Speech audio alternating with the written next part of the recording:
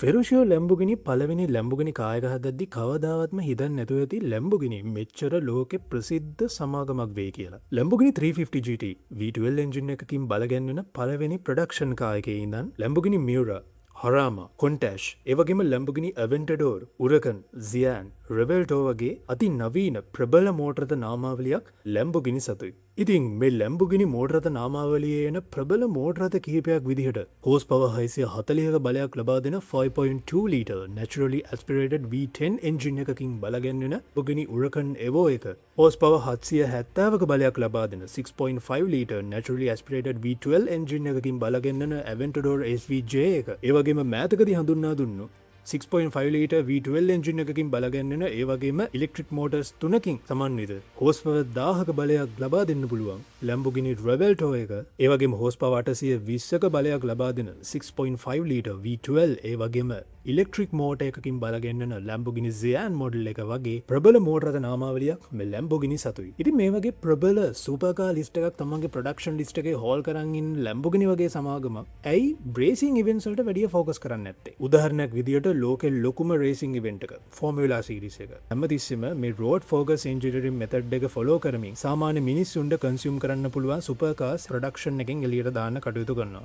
ඒ කියන්නේ racing tracks dominate කරනව වෙනුවට මෙයාලගේ ෆිලොසොෆි එක තමයි රෝඩ් සුපර් කාර් ඉමෝෂන් එක පබ්ලික්ලි එක්ස්පීරියන්ස් කරන්න ලබා දෙන එක. ඊළඟ දේ තමයි බුගාටි කිව්වම W16 මතක් වෙනවා වගේ Lamborghini කිව්වම මතක් වෙන්නේ V10 V12 එන්ජින්ස්. උදාහරණයක් විදියට මේ Lamborghini Aventador, Huracan ඒ වගේම Lamborghini Murcielago වගේ මොඩල්ස් වල තියෙන V10 සහ V12 එන්ජින්ස් ගන්න පුළුවන්. ඉතින් කාර්යක්ෂමතාවයට අමතරව මේ V configuration එන්ජින්ස් යොදාගන්නේ මෙන්න මේ හේතුන් වලට. පළවෙනි එක තමයි V එන්ජින්ස් වල සිලින්ඩර්ස් බැංක්ස් දෙකක arrange කරලා තියෙනවා. ඉතින් මේ නිසා overall engine length එක අඩුයි. ඒ කියන්නේ කාර් එකේ gravity center එක low නිසා ලේසියෙන් corners වල drive කරන්න මේ ආහනයට පුළුවන්. ඒ වගේම handling වලටත් සුපිරි. අනිත් දේ තමයි මේවා mid engine layouts. ඒ කියන්නේ හොඳ weight distribution එකක්. ස්කන්ධය බෙදී යාමක් තියෙනවා. ඇක්සලරේෂන් එකකදී හොඳ ට්‍රැක්ෂන් එකක් ඒ වගේම හයි ස්පීඩ් ස්ටෙබිලිටි එකක් මේ මෝටර රථ වලට තිබෙනවා. කාර් එක ඇක්සලරේට් කරනකොට weight එක shift වෙන්නේ පසුපසට.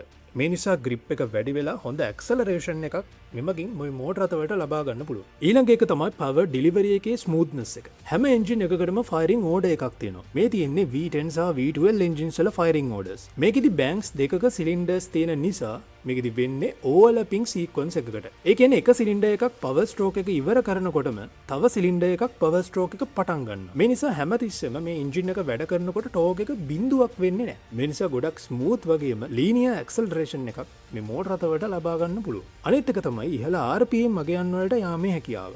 මෙහිදී මේ මෝටර රථ වලට කුඩා crankshaft එකක් වගේම cylinders banks දෙකකට බෙදී යාම නිසා උදාහරණයක් විදියට Lamborghini Gallardo වගේ මොඩල් එකකට RPM 8500ක් වගේ ඉහළ RPM වගේකට යන්න පුළුවන්. මෙහිදී තප්පරයට සිදුවන දහනයන් වැඩි නිසා ඉහළ හෝස් පවර්යක් ලබා ගන්නත් පුළුවන්. අනික් හේතුව තමයි මෙන්න මේ සවුන්ඩ් එක.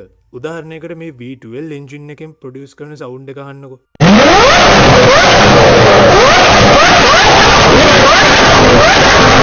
මේක ගොඩක් ෂාප් ඒ වගේම ඇග්‍රෙසිව් වගේම Lamborghini වලට යුනික්ම සවුන්ඩ් එකක්. ඒ වගේම තවත් දෙයක් තමයි බොහෝ Lamborghini මෝටර රථ වලට ටර්බෝ චාර්ජර් එකක් නැහැ. ඒත් කොහොමද මෙයාලා මෙච්චර හොඳ පවර් එකක් දෙන්නේ? ඔව් මෙයාලා දශක දෙකකට අධික කාලයක් ටර්බෝ චාර්ජර්ස් අවොයිඩ් කරා. උදාහරණයක් විදියට Lamborghini Huracan, Aventador, Murcielago වගේ මෝටර රථ වල තියෙන්නේ naturally aspirated engines. මොකද මම අර කලින් කිව්ව කරුණු එක්ක ඇත්තටම මේ V10, V12 engines වල තියෙන smooth power delivery එක නිසා අමතර බලයක් මේ සඳහා කොහෙත්ම අවශ්‍ය වන්නේ නැහැ. මොකද මේ engines focus කරන්නේ high RPM performance වලට. හැබැයි Lamborghini Urus එකට මෙයාලා turbo charger එකක් fit කරා. මොකද මේක SUV එකක්. ඒ මොකද අඩු RPM ටෝක් එකකදී ඉහළ බරක් දරන්න තරම් හැකියාවක් මේ SUVs වලට තියෙන්න ඕන. ඒ වගේම අලුතින්ම හඳුන්වා දුන්නු Lamborghini Revelto එකට turbo chargers නැතුව electric motors යොදන්න මේ Lamborghini කටයුතු කරා. ඒ වගේම Lamborghini Sian එකේ තියෙන්නේ V12 engine එකකට අමතරව එක electric motor එකක්. ඉතින් මේ තමයි Lamborghini ලගේ hybrid era එක. බොහෝ විට Lamborghini මෙයාලගේ මේ hybrid change එක දිගටම continue කරගෙන යන්නත් පුළුවන්. ඉතින් ඔයාලා මොකද මේ ගැන හිතන්නේ? අනිත් ප්‍රධානතම දේ තමයි ගොඩක් දෙනෙක් මේ මෝටර රථවල නම් ප්‍රොනවුන්ස් කරන්නේ වැරදියට කිව්වොත් ඔයා පිළිගන්නවද? මොකද Lamborghini සමාගම ඉපදුනේ ඉතාලියේ. ඉතින් මේක ප්‍රොනවුන්ස් කරන්න ඕනේ ඉතාලියන් ඇක්සන්ට් එකට. උදාහරණයක් විදියට මේ මෝටර ටික බලන්න. මේක Gallardo කිව්වට මේකේ හරි ප්‍රොනවුන්සියේෂන් එක තමයි Gallardo. මේක Jarama කිව්වට මේක හරියට කියන්නේ Harama කියලා. මේක Huracan කියලා කිව්වට මේක හරියට කියන්නේ Huracan කියලා. මේක Urus කියලා කිව්වට මේක හරියට කියන්නේ Urus. දින් චැනල් එකත් එක එකතු වෙන්න තවත් රසවත් වීඩියෝකින් ඉදිරියේදී හමුයමු.